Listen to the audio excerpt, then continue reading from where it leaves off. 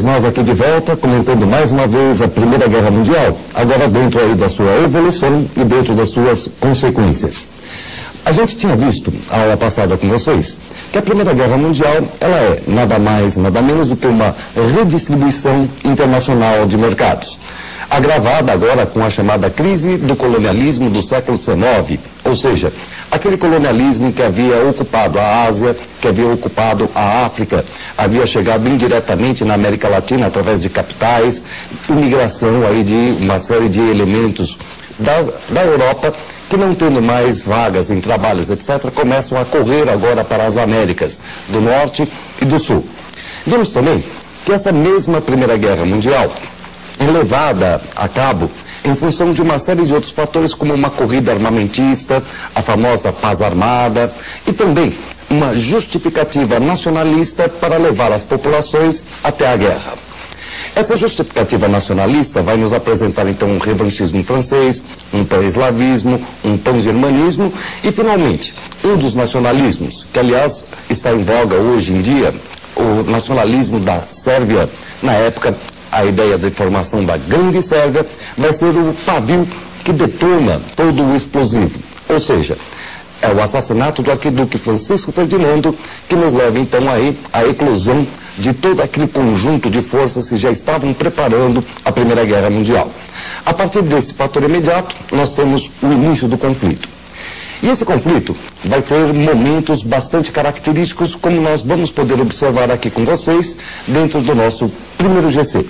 Olha só, então, quais são os momentos que nós vamos ter dentro dessa Primeira Guerra Mundial. Entre os anos de 1914 e 1915, nós vamos ter o deslocamento das tropas para a frente de combate, a guerra de movimentos. Depois, o elemento mais característico de toda a Primeira Guerra Mundial, que será exatamente a guerra de trincheiras. Em 1917, um ano crítico na evolução da Primeira Guerra Mundial. É o ano em que você tem a Revolução Russa de 1917, é o ano em que você tem a entrada dos Estados Unidos, da América do Norte, no conflito. E, por fim, em 1918, a rendição alemã. Nós vamos observar com vocês, em primeiro lugar, o seguinte: a Alemanha, logo aí no início do conflito, vai estar aliada ao Império Austro-Húngaro e à Itália.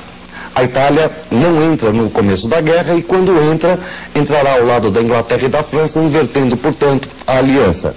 Então nós temos a Tríplice Aliança se quebrando logo no início da guerra.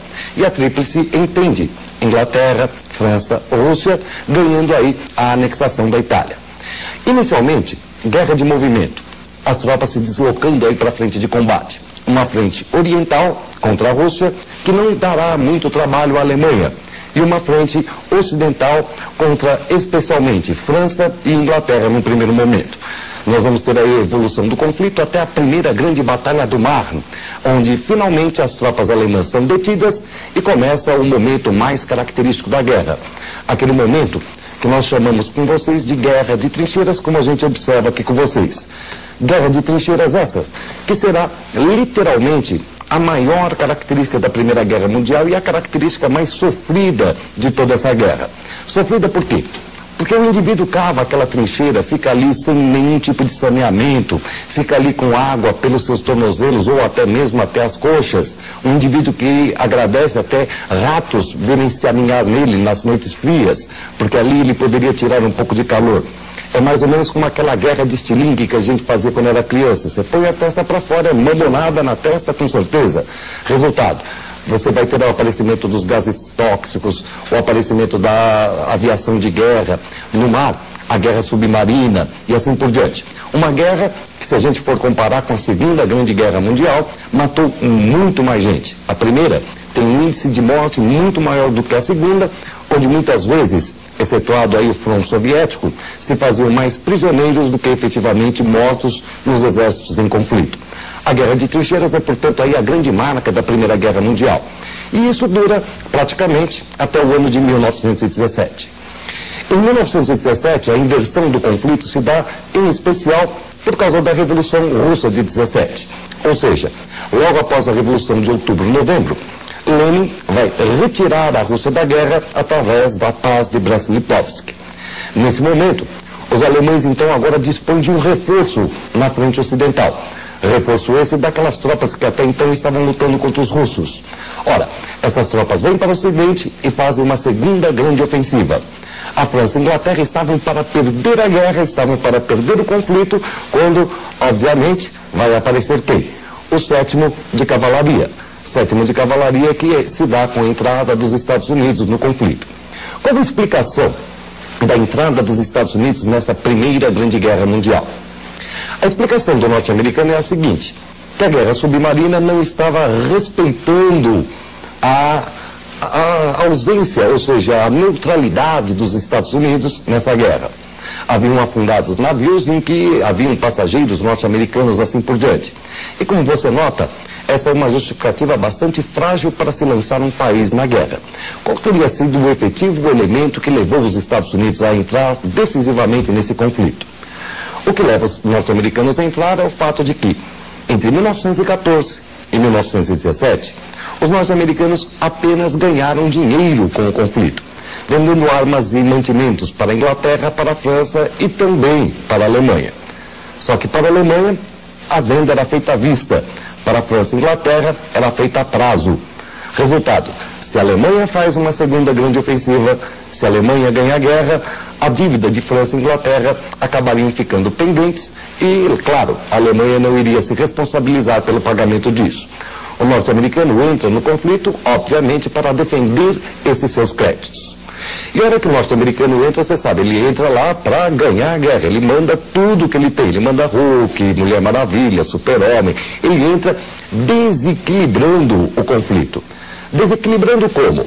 Da seguinte maneira, os alemães fazem a segunda ofensiva, são detidos na segunda grande batalha do mar, vai voltar o esquema de trincheiras. Vai voltar, portanto, todo aquele esquema duro, parado, que nós falamos anteriormente. Ora, a partir daí, o exército alemão pode continuar estendendo esta guerra durante muito tempo. Mas a Alemanha já está na guerra há algum tempo, há alguns anos. Resultado, as reservas humanas alemãs já não são muitas, a indústria alemã não tem como concorrer com a indústria americana, a indústria alemã pode ser bombardeada, a americana não. Quer dizer, o esforço industrial, bélico, a reserva humana norte-americana vai acabar decidindo o conflito ao longo do tempo. Não precisa nem sair do lugar. Ao longo do tempo, os norte-americanos vão ter sempre muito mais gente do que a população alemã. Especialmente numa guerra de trincheiras, isso é decisivo. Pensando desta maneira, os alemães já começaram a ver a inutilidade do prosseguimento daquele conflito, porque a guerra poderia demorar aí mais o quê? 10 anos? Se alongaria e o resultado seria um só. Só que o governo alemão não aceitava muito esta ideia.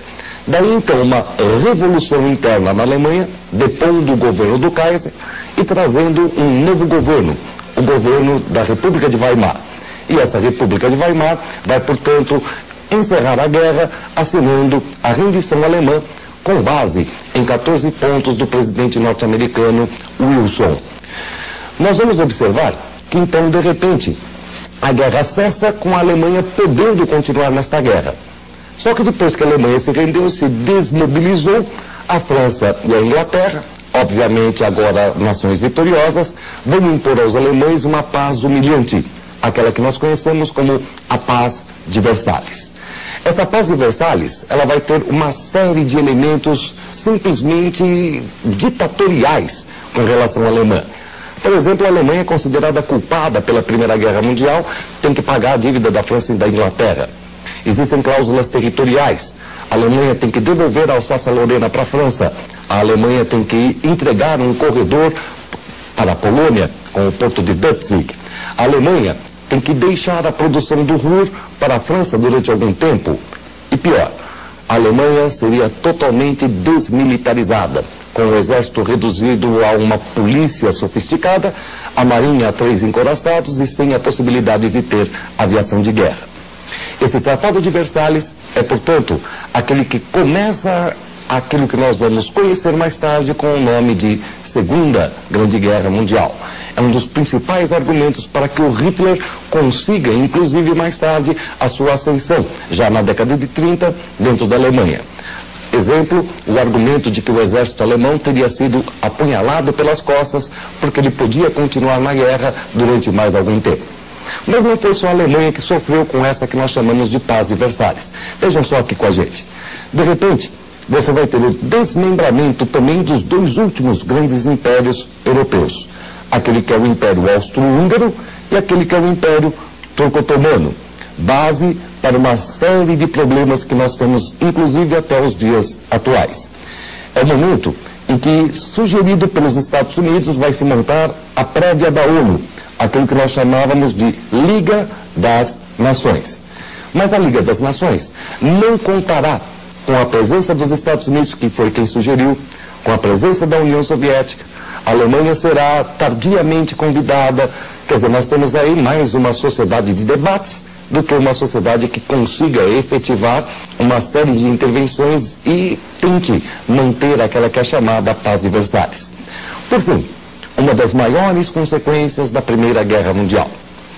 Nessa, nós vamos encontrar o fim da hegemonia europeia. Portanto, aqui nós estamos encerrando aquela etapa histórica em que nós ficávamos privilegiando França, Inglaterra, Alemanha, Itália, etc.